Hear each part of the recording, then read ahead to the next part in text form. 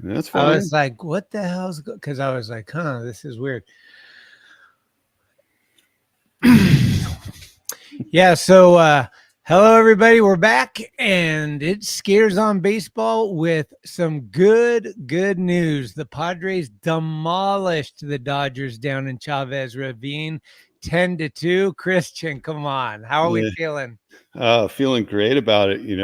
I think we got to see the real Padres team tonight, So a lot of power hitting, a lot of good, getting on base, moving guys over. And even when it wasn't productive every single time, they put up a 10 spot in Barrio Chavez. Is awesome, and I think, that the whole thing with Profar deking not only the fans, but messing with bets, like it just kind of like, man, it turned up the volume to 100 place, right? I mean, the Profar play for me is going to go down in history as being one of the most amazing things, especially like for the scenario, right? You got the Dodgers in Chavez Ravine. You got the small porch out there. So you're in the fans. You got your glove out there, but you can't really see what's going on. And he comes back back to the home plate and he starts jumping up and down. And you don't know, like, is he frustrated that he just missed it? And Mookie's circling the bases. He doesn't know. And then boom, he throws the ball in and he caught it. And that just set the stage for me. I mean, Tatis set the stage first inning with a blast. Right. The guy's a beast. But that defensive play and then you getting out of the second inning with the bases loaded with no outs and only giving up one run, it was cruise control from that moment on. Darvish he's got the Dodgers number. Yep. Yeah, he does. He's got second best numbers against the Dodgers, except for Scherzer, of active pitchers. So, and he gets up for him. He played for him, he used to pitch in LA. So I think like the rivalry is strong, man. It's real strong. Like Giants Dodgers rivalry is always going to be the one in the West, but man, San Diego's making a case. And when you go into the other team's yard and you do what they did to him tonight, ouch, man, ouch. So now it's down the 405 into Petco. We're going to be in the Gaslight District, or Gas Lamp District, I think they call it. Yeah. They still got sand in the outfield out there in the bleacher area, or they changed that up? I'm not sure if they have sand out there, but they have that big, the grassy knoll out there beyond center field where little kids roll down the hill all game long. And you don't have to pay to be in that area, right? I don't believe so. Although during the playoffs, they probably sort of like control how many people can go in there and hang out. Otherwise it would just be a shit show. But yeah. So we're gonna have to hear from Frex at some point. Well, that's what I was thinking. Is this guy gonna actually get off the Coors Light and get onto the mic for a few minutes and talk about his team, or does he have to wait till they've actually won it all before he can have the huevos to get on and talk a little ball with us? I don't know what's going on with this guy. I've been pestering him for 2 years now, and he's just elusive. But you know what? I'm feeling good. Last night I was feeling a little down. I was like, we kind of want to win game 1 rather than game 2, I think, in the perfect world. But now I'm feeling like, no, you just need to win one of the two. So you split in LA and then you go back and now you have home field advantage, because if you win both games, it's over. Yeah. And a split's the second best thing you can do. So it's not like, if you go in there and you tank even you lose both games in their yard, you get to go home for 2 games. Right. And I just think, I mean, maybe we can get Frex in if they vanquish the Dodgers, right? He's the silent guy right now, but I mean, dude, he's got to be stoked tonight. I mean, the show that the Padres put on, and I mean, it could have gotten ugly. The fans are throwing shit on the field and typical Dodger fan nonsense, like whatever, and everybody starts leaving in the 7th inning. But the Padres kept their cool, and we got to see. I don't know if you remember, but I was telling you Flaherty was a hothead, right? Well, dude, we got to see it in full display tonight. He gets rocked, and then he's chirping from the dugout steps at Machado. It's like, what do you have to gain by doing that, man? You're just trying to get these guys fired up. They're laughing at you right now. Well, I tweeted Buster Posey tonight and I said, hey, man, no matter if we get Snell, Burns, or any of those guys, we do not want Flaherty. Please. Nope. I saw him tonight and I said, no, thanks. I think all our guys are better than Flaherty already that we have. Yeah, that was kind of ridiculous. And then, so it kind of started in the 6th inning when Tatis got hit.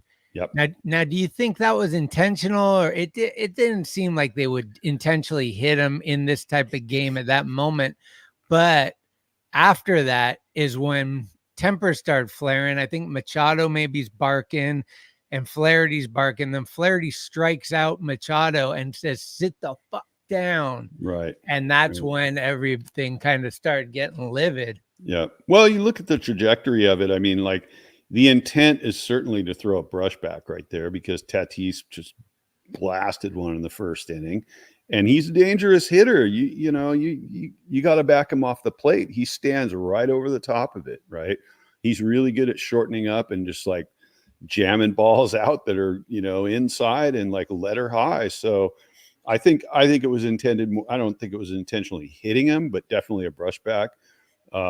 And yeah, that kind of triggered that whole series of events. Like you said, like things just started getting, the intensity went way up, but that's what we like. It's the playoffs, you want to see like the grit, the heart that these guys have, man. They're serious, right? So yeah, I enjoyed it. I enjoyed it a lot. Well, friend of the show, Lisa Cram is saying there's a report of a large fight in Lot D tonight. And hey, man, I ain't gonna lie. I've never been to Chavez Ravine, and this is a huge part why. I mean, I seen Brian Stowe. I've seen friends go down there. And then the biggest example for me is I got friends that live in LA that are Dodger fans that don't even want to go there. It's just not a place where you want to go and feel good and watch a baseball game. It's sketchy out there. And so I don't encourage any violence in Lot D or wherever. I hope that everyone's safe and that the Padre fans can, get out of there while the drunken Dodger angry fans are, throwing up their gang signs or whatever they're doing. Yeah. Well, having gone 3 times and 3 times only, I can tell you, I'll never go back. Just because, when I go to a ball game, I enjoy bantering with the opposing team's fans, and it's all for fun, right? But they don't seem to get it. It's like you're offending them by being there, and then they want to take it all personal and they want to fight. And, some guy was yelling at me like, hey, you used to throw batteries at us. And I was just like, you know what? You're right. We did throw batteries at you.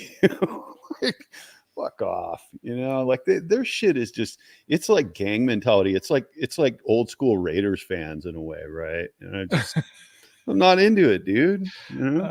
Curtis Franklin, I have zero desire to get Dodger dog. Oh, that is a brilliant image. Brilliant. Well, image. I was thinking tonight, I'm like, okay, Ohtani just sits on the bench all the game except for when he gets up to hit. Does he get off the bench if there's a brawl, or does the DH stay on the bench for that too? This whole Ohtani, the greatest, and he doesn't do anything but hit. The more I see it, the more I'm like, when he starts pitching, at least he'll be in like every 5 games, but like he could take a line drive off the dome, like where he's at right now. He's probably got his helmet on all 9 innings, whether he's hitting or not. Right. Fuck Ohtani, I say. I assume if the bench is clear and there's a brawl in any series that the Dodgers are in, he's going to arrive on the scene right about the time the bullpen guys get there. That's my take. Or the police. Right? Or the police. I don't think that, and just all the hype around that guy. And you were saying something about like only 10 more minutes till he comes back to the plate or whatever they're doing on on the TV telecast. There's a graphic of him, like a cartoon figure, like all big of him. And it says Ohtani's up in 4 more at bats. It's like, what the hell is going on with MLB? Like they are really juicing this guy since he's been on he wasn't even getting that juice on the Angels, but it's like, okay, because they spent $1 billion on 2 players and one of them can't even pitch more than 3 innings. So sorry about you, Yama. Yeah, and I was thinking about this the other day. Somebody was trying to insert Ohtani into the GOAT conversation and saying, the name Barry Bonds in the same sentence as Ohtani. And I'm sorry, but there's no comparison. Okay. And you go back to Barry Bonds' Pirates days and you see the defense that guy played in the field. You can't compare these two guys. And Ohtani's never going to touch Barry's numbers by the time he's done. I guarantee it. I guarantee it. So I don't want to hear that talk, and all the hype is like just whatever. Guy's a great baseball player, phenomenal.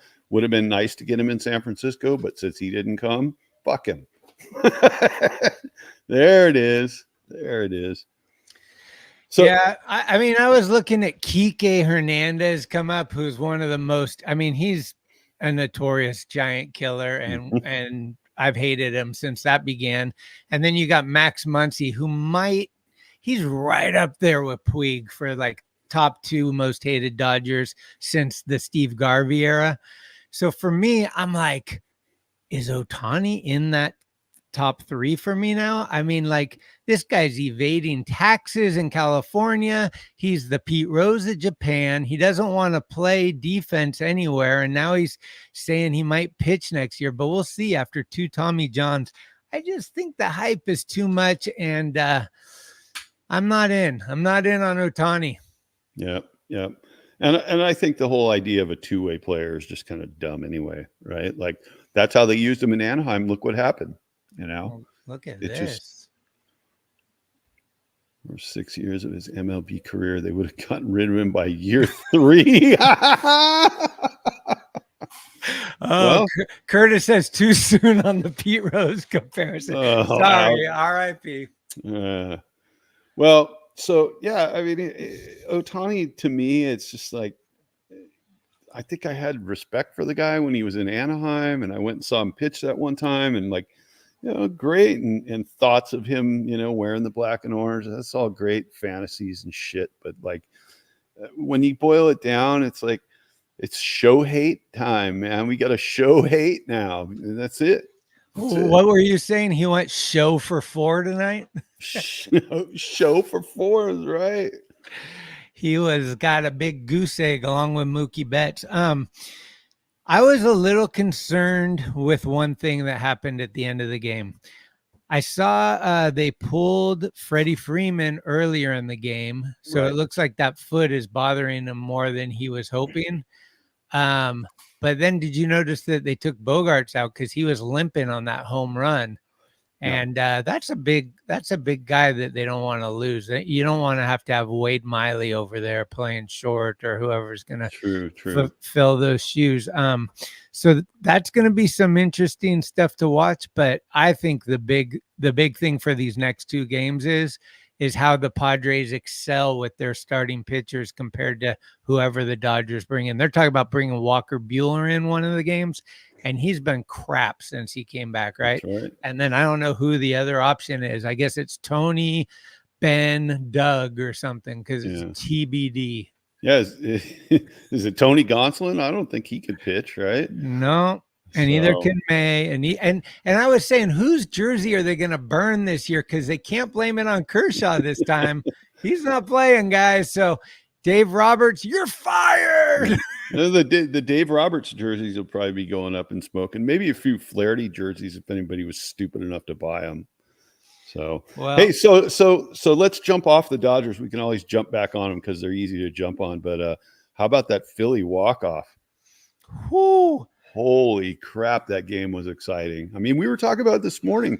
This is some of the most exciting playoff baseball I've seen in a while. I mean, it's just back and forth, like tug of war, guys fighting. It's great, Well, I told my wife, I was like, I turned the 49er game on for 5 minutes and I was over it. I'm just not a football guy. No. So I went straight to the Mets-Phillies game, and boy, was I not disappointed. This is a great baseball over there, and I'm almost rooting for the Mets a little bit at the end because I want the Phillies to win, because I think that in case the Dodgers go through the Padres, the Phillies would have the easier time beating the Dodgers, if that makes sense. But now I'm watching the Mets and I'm seeing grimace in the stands, and I'm thinking, like, whatever flavor purple is, I might go get one of those shakes tomorrow and just start rooting for the Mets. I don't know. It is. It's nice to see Vientos tearing it up a little bit. See the young kid doing good, and it is. I don't know. I can't really get behind the Mets. I like the Phillies. I like all the other guys. Love Trey Turner. I like Harper since he's matured. Schwarber I used to hate, but now that he plays for the Phillies, I can get behind him a little bit. I don't know why he bats leadoff. It doesn't make any sense to me. He seems like a cleanup guy, but hey, whatever. I hated that guy when he played for the Cubs, but now he's in Philly and it's all right. It's all right. So yeah, that game was amazing. It's just the back and forth in it and home runs, all of it, right? Like it's great ball, a great ball. I'm a Francisco Lindor fan, and my cousin's husband is a huge New York Mets fan. So I'm looking at this team going, yeah, they're going to be in the bidding for Soto. I mean, if you put Soto on that team, wow. And Cohen's not afraid to spend money. So it won't shock me if he stays in New York but switches stadiums. It's possible. It's possible. I think Cohen touched the hot stove a little too much, got his hand burned last time, and I think he wants to spend about the same amount of money but come out on the successful end of it next time. So I wouldn't be surprised, and maybe the Judge spotlight, Soto feels like, oh, I just go, just roll over to the other stadium over here and I'll be the biggest name in this side of town, right? It's possible. It's possible. So I'm pretty convinced he's going to stay with the Yankees, but we could see a little bit of a shakeup. We're going to have some interesting games tomorrow. I mean, Kansas City Yankees it's going to be a lot better than I predicted. That first game was great. Yep. I still think Guardians are going all the way. Everybody thinks, Robert's saying Mets versus Tigers, World Series, book it. Tigers are not going to the World Series. As many Giants coaches as they can put on that team, it's not going to get them to the World Series. I'm sorry. I'm saying Cleveland Guardians, even though a lot of people are thinking Yankees are going to be in there. And what do you think it does for the Soto offseason? Do you think it makes a difference whether the Yankees win it all or not? Like if the Yankees win it all, is Soto back more likely than if they are knocked out early, or does that stuff not really matter? In the past, it generally doesn't make that much difference. I mean, if a guy wins an MVP or a Triple Crown or something like that, I think that they'll look at playoff performance when sort of evaluating a free agent. But aside from that, it's usually the 162 games that they're looking at, and saying like, what did this guy do all year? Because if he was, Mr. October, but he didn't do shit for the regular season, it's not going to drive his value up per se. And I think people look at his body of work from the regular season and see what he does in the playoffs. He could be a complete house of cards in the playoffs, right? So we'll see. Well, I mean, I think, as we all know, it's all about pitching, and the pitchings look, it's looked pretty good. I couldn't believe who was the starter for the Mets today. He threw great for 6 innings, and then it was back-to-back home runs, and the game was tied. But he looked great. I think it was who was it? Let's take a look. But Jesus, is Harper a beast too, huh? Yeah, God absolutely. dang. I mean, even the announcers are like, I just wouldn't put. It's like the same thing as Ohtani. I wouldn't pitch to him. I mean, you forget Harper because he plays in the East, so we only see him like 5 to 6 games a year. Yep. But you forget, like, geez, he would look nice in a Giants uni. Yeah. Well, they had their shot and they didn't hit the mark on it. I mean, Bryce Harper is a pretty unique individual. That guy can dig a ball out and put it over the fence that nobody else can hit, right? And I remember back when he was with the Nationals and Hunter Strickland was trying to just burn balls by him, and he did not miss. And he threw his helmet at him. Yeah. That was amazing. Yeah. So what are you thinking here for what tomorrow? We got 2 games. American League, National League will take a day off, and then the day after that, I think all 4 series will play. Yep. Yeah. We're going to have another 4-game day after the travel day. So American League games should be great. I'm, Kansas City's kind of, it's hard. It's not real high profile, right? But they're going against the Yankees and they're holding their own. And that first game was not, the Yankees didn't win it easy, right? And the Royals had them down by a run here and down by a run there. And the Yankees kind of came back. And, I think the Royals have a decent shot. It's really just going to come down to if their pitchers, a lot of these playoff games so far, it's all been about the pitching. Look at tonight, 7 innings out of Darvish, 1 run. That's like nobody's gotten a pitching performance like that yet. So it's I think it's going to boil down to that for KC. Well, who pitched the first game? Do they have Cole still, or is he hurt? They have Cole, and he may be pitching the second game. I don't think he pitched the first game. Was it Rodon? No. Let's see here. What I was super shocked by is they didn't even put Strohan on the roster for the postseason. Right. Yeah. Stro did not go. Come on. Wow. Yeah. Let me take a quick look here. So, Yankees. Who was the starter for the Yankees? What do we got? Oh, it was Garrett Cole yesterday. It was, so, right? Yeah, he went 5 innings, gave up 7 hits, 4 runs, 3 earned, only 2 walks, but only 4 strikeouts. And he did give up a home run. So, yeah. And he's got an opt-out coming after the season if he chooses to exercise that. Could be interesting. I presume if the Yankees don't win it all, that Garrett Cole could be sort of shopping around. You think? Sure. Why not? I mean, he's married to Brandon Crawford's sister, right? Bay Area roots. Like, he could come west. West.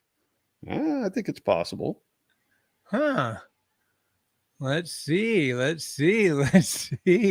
mean, okay, look at what the Yankees have done the last 7, 8 years, right? Always a bridesmaid, never a bride. They get into the playoffs and they just melt down and fold up, right? And potentially that could happen to them again this year. And Garrett Cole's already been there, 7 years now? 6 years? So he could be looking for an out. Tough to go from the Big Apple anywhere, though. You get used to that nightlife and like all that glitter and gold and just that stadium is really impressive. When you walk in there, you're just like, it's, but yeah, we'll see. I mean, if Brandon Crawford comes over to help coach the Giants in a year or 2 or does anything like that, and they get the family together back out in Pleasanton or something. You never know. You never know. So look at this. Curtis is chiming in with the Zach Wheeler was gnarly yesterday. Curtis, guess who we traded Zach Wheeler away for? Forever Giant. Carlos fucking Beltran. Mm-hmm. He spent 2 months in San Francisco and then he talked a bunch of shit. Yeah, great, right? He didn't play that well on that deal. Yeah. Well, shit, man, it's been a barn burner so far. I think that San Diego Dodgers game tonight is going to go down in history as one of the epic playoff games. And it just not so much in terms of the play, but like Darvish is pitching, and then all the shit with the fans and Profar and all that. It's like one of those games they'll replay stuff from that forever, right? I think, yeah. And John Boy is going to have a good breakdown on a lot of that jawing for sure. Yeah, I was thinking tonight, like, what happens if it's just 1-on-1, no help, Manny versus Flaherty? Who wins that fight? You're asking that question? I think Manny takes that dude out. Yeah, so that guy just sitting out there yapping on the front step. He better slow his roll. And when you come into San Diego, these guys are very like low-key, beat style, whatever. but that stadium goes fucking nuts for the games. It's going to be electric in there, you know? And they're not waiting for something to happen, because it is happening. They've waited a long time to have these postseason runs and to play against the Dodgers. They know the magnitude of it. I mean, I can't wait for this one. I think game 3 is going to be, it's going to be hot. Lisa Cram says Manny all day. 100%. 100%. But for my money, Tatis, you know, like, can we switch Tatis for Soto and then bring over Tatis to the Giants somehow? Yeah, Fernando Tatis is put him at shortstop too, like get him back to his position. Man, that would be amazing. I know it's not going to happen, but come on. That guy is just unreal. And, you know, the Padres were this close to like kicking that guy to the curb, right? With all the PED shit and the injuries and the game they were running. And I think they finally just sat down with him and said, look, man, it's like, it's your choice. Like, you can stay here, be a superstar, or we can just get rid of you because it's like too much drama, you know? Yeah. Now look at the guy. He's cool, collected. Like, when all that shit was breaking out, Profar was losing his mind on the field tonight. Tatis was the guy who was in there patting him on the head. Hey, man, it's cool. It's cool. You know? Tatis is trolling the fans, doing fake tears and stuff. I was like, this guy's the best. Yep. You know, you're not going to have Slater or any of these ex-Giant guys out there doing anything fun like that. No. They're just like serious. Okay, well, yeah. It's like, come on, let's have a little personality, guys. Yeah, I'm thinking tomorrow I'll probably miss the first game because I'll be working, but I'll come home and watch the second game after work. And then I pick Cheryl up from the airport Tuesday night and then race home, and we'll be here probably about 30 minutes before the Padre-Dodger game starts. Nice. So might have to order pizza or something that night. There you go. We've been going with the square guy pizza. We love that, like a little thicker crust. And I know you make a mean pizza, right? I make a couple of different ones. I make a Detroit style, you know, which is like the pan pizza in an automotive parts pan. It's fucking fantastic. And then a super thin crispy crust pesto with artichoke hearts and what else did I put on? Oh, mushrooms and veggie. Yeah, for the most part, but the Detroit style, I got to put the pepperoni on it. Right? Ooh, okay. Got to have it. So, you know, eat pepperoni once a month, it won't kill you yet. Well, this heat is almost killing my dog. I mean, San Francisco does not do well in the heat. We don't have AC and our buildings don't breathe well. It's like 98 outside and maybe 105 inside. We're sweating in here. Outdoors here right now, it's foggy as hell. I think tomorrow is going to start dipping again, hopefully. So yeah. I'm a flannel or a hoodie guy. I like it to be a little cool, and you know, I'd rather warm up than have to cool down. I don't know how you cool down. I do know how to warm up. Wow. Lisa Cram says, it still blows my mind the Padres got Tatis for James Big Game Shields. Wow. I forgot that. That's incredible. Huge. That's incredible. Who pulled that one off? Was that the guy that just passed, Preller? Preller, yeah, AJ Preller. Yeah. Yeah, he was responsible for the Tatis signing and bringing Manny in, and who else? Darvish. Darvish, yeah. Probably Musgrove. I mean, they probably like most of their squad, right? Because they kind of just went flat. They did some wheeling and dealing down there, and it's starting to pay off. I think. I mean, we talked about it, but you know, it's kind of ironic that Soto leaves and the Padres got better somehow. You know, I don't know how it happened. It's. I was thinking about tonight. I was like, this is interesting because now I'm starting to see like the Giants are almost falling a little bit as the rivalry. Like, I feel like the Dodgers and Padre rivalry is starting to grow a lot now. And the Giants Dodgers is like, it's the long-term one. And it's always like, fuck LA, all that.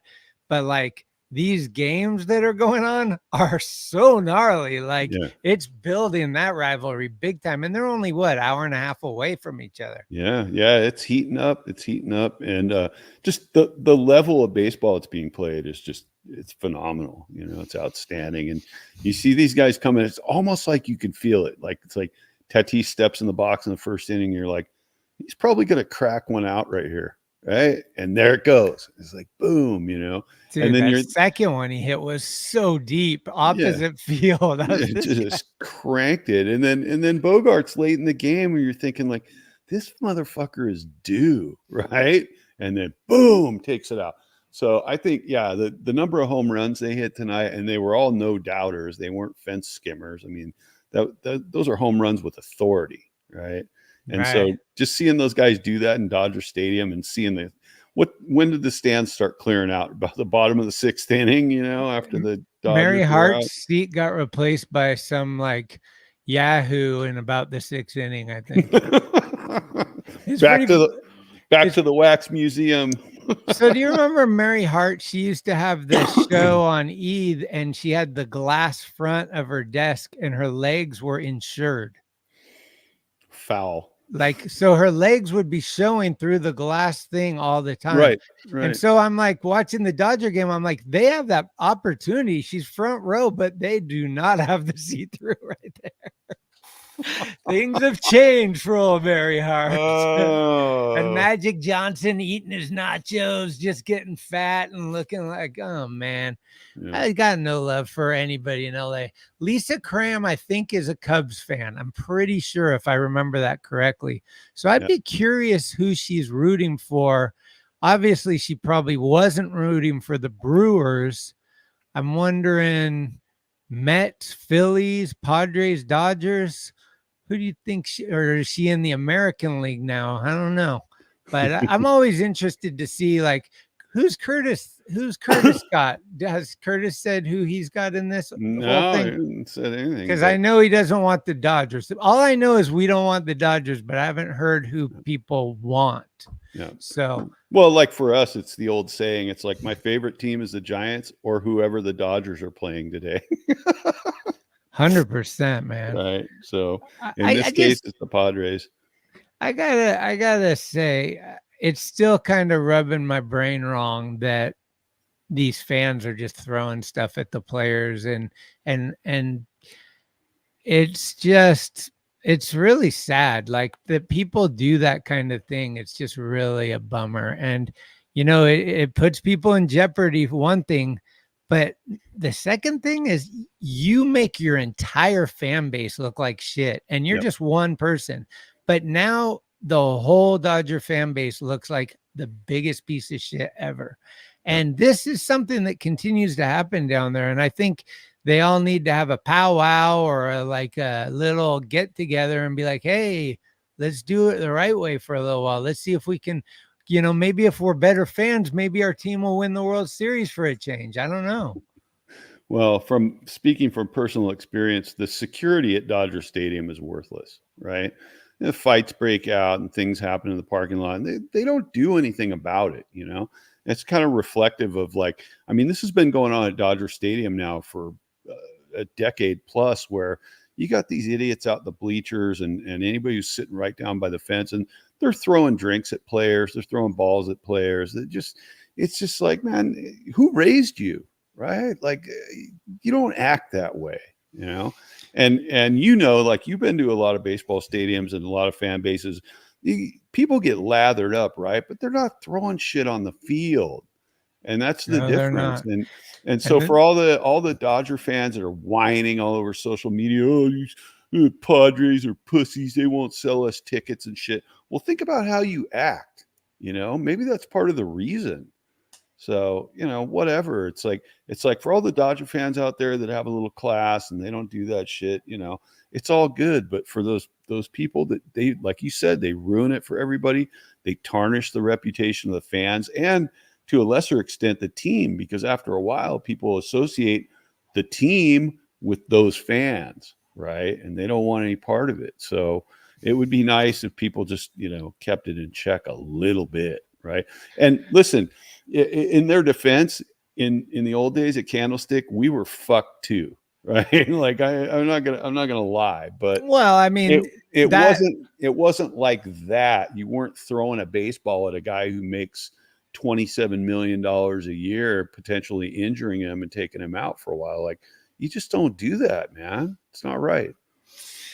Yeah, it's a bad look. And these guys are the same people that are throwing a fucking beach ball around and doing the wave. Like, they just don't seem like they get that the game of baseball is being played and Yep. how to like give it proper etiquette and respect the people on the field.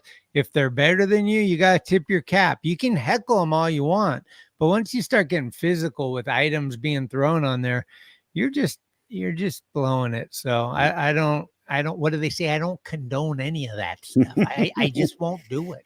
Yeah, what were they saying on ESPN radio tonight? Something about, well, this just really isn't the kind of look that they want. It's like, just call it what it is, man. People are being jerks. No, the look that they don't want is those damn blue pants for their City Connect. That's true too. God, so that's it's funny. It just occurred to me, you and I are old enough that we remember going to baseball games before cell phones, when everybody was actually looking at what was going on the field. Like now, when they show the stands, a lot of times it's like half the people sitting up there are just doing this. They're looking at their phones, right? It's or they're nuts. like filming, like, or they're filming. What are you filming, and how close is your footage, and shaky, and like, oh my God, I hate it. I go home and I'm like, I want to have a reality show where that person goes home and tries to show his footage to somebody, and whoever he shows it to is like, dude, what the fuck is this? Yeah, what am I looking at? It's like earthquake cam and like miles away. It's like, put your goddamn phone in your pocket. The pros are filming it. Go home and watch it on the internet if you want to see it again. Pay attention and quit putting your shit in front of my eyes because you're sitting one seat in front of me. Like, you know? Yep. Like I not speaking for myself, but people used to go to Bon Jovi concerts and hold up Bic lighters, right? Now they're all holding up phones. Like, it's like, oh, please. I mean, I think that's why they had to extend the netting at baseball stadiums was, dude, foul ball. You're looking at your phone. Exactly. Right. 100%. Like 25, 30 years ago, like everybody was looking and nobody was going to get plunked in the face. But yeah, it is what it is. Anyway, it is what it is. But I will say, I do have to say, the one thing I do like about it is when they do the lighter replica and they just turn their lights on from far away. From far away, the stadium looks really cool with all that at night. Like I back that. Like seventh inning, in between innings, when it's everyone together in unison, I can handle that. But I miss the old lighter, though, to be honest. I love like a good slow acoustic song with the lighter on. Yeah. Shut down. Absolutely. Yeah. Skinner's on stage, bro. They're playing Freebird. Get your lighter out. Oh, man. Oh, my goodness. Well, what else do we got? We pretty much did a great wrap up on tonight's game. And I don't know. Is there anything else we should cover? I mean, the one thing I do want to say is you don't have this problem because you're down in LA, but I've been heckling Murph all day, like sending him tweets and sending him DMs because he's crying about the 49ers already. And I'm like, maybe it's time to go back to talking about the Giants. Yeah, exactly. Well, I think he's using it all up on McCovey Chronicles. The guy's been writing these he's Jock blog. Oh man, he's already a windbag. He writes these novels about nonsense about the Giants and stuff that's just like, I can't even read it, right? Like I go in there a couple times a week just to see what any new stuff, and there's like, oh, here's another Brian Murphy article. It's going to be 8 hours of scrolling to get to the bottom of it, and then I'll feel like I was mentally raped by all the words that he used. So I'm not really with it, and I can't listen to KMBR anymore. I just can't do it because of that guy. It's horrible. And they got some bad people on the radio in San Francisco. I'm sorry. But like that Dieter Kortenbach guy or whatever his name The is. worst. He made Murph look good. Oh, fuck that guy. And Murph was like, they got rid of one half of the cancer. They need to get rid of the other half. I wish Waterboy just had that whole show to himself. I mean, he's got way better takes than anybody, I think. Yeah, and I like that he's living in Potrero Hill now because that's my old stomping ground. And he was in Santa Clara for a long time, and now he's like Mr. City. Like, I was walking down to the Connecticut Yankee. I'm just like laughing because it's like that's my old hood. So it's really funny to hear him discovering all those things. Yeah. One last thing for Lisa too. I'm pretty sure you mentioned that you had a friend that was an ex-ball player and we were going to interview him at some point.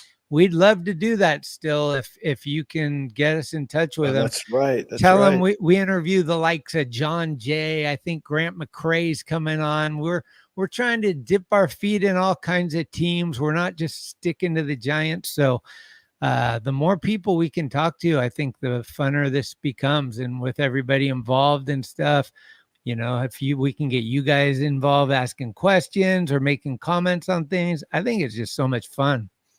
Yeah. And definitely anybody who's in here, if you're not subscribed, please subscribe. And then like Alan Hamill, Alpha Beta used to say, tell a friend, right? Tell a friend. How do we get in touch with this Robert Fick guy? Yeah, I looked him up. Was he was on the Tigers, right? I believe so. Yeah. Detroit Tigers. There's a little bit of something distinctive about his career, which I can't recall exactly in detail right now, but it was pretty unique. So, well, let's tell him if the Tigers win one game in the playoffs, let's just do an interview afterwards or something. Yeah. That'd be fun. We'll do a little Tiger hype and go back on his career, see what he thinks about the best stadium in the country out here in San Francisco, just whatever he wants to talk about. Yeah, absolutely. That'd he was great. On the Padres, Braves, and Nationals too. Yeah. Nice. Lisa, please help us out here. Help us out. Put us in touch and we'll do the rest. Yeah. Well, cool, man. 9:00 p.m. I think I might go over to my friends Eric and Glenn's show and talk to them for a little bit or just hear what they're saying because they're pretty funny. And I always like supporting those guys because they've helped me a lot. They kind of turned me on to some of these things I didn't know about. And so that we're able to bring you things like this ticker that says, will Cole be shopped around? I love this shit, dude. I feel like we're just, it's so fun. Yeah, it's totally fun. I got those guys on in the background right now with the sound off. And as soon as we clock out here, I'm jumping on the stationary bike. I'm going to work out while I'm watching them for a little bit. So, and I'm just looking forward to more baseball tomorrow, right? If these games stay exciting like this, the travel day off will be nice because then it'd be like, okay, let me get my blood pressure back down just a little bit, get like all settled in because there's 4 games on Tuesday. It's going to be nuts. Well, tomorrow night, my wife is still in Pasadena. So tomorrow night, I got laptop access at any minute. So if we want to do this again after one of those games, if you're available, yep. I'm down. So I'm open. Well, let's see what we can do. Thank you guys for all the support. We're going to check out here and hopefully we see you soon. Subscribe, tell a friend, let's grow together because without you, there's no us. Yeah. And let's go Padres. Let's go Padres. Dads beat LA. Beat LA. Beat LA.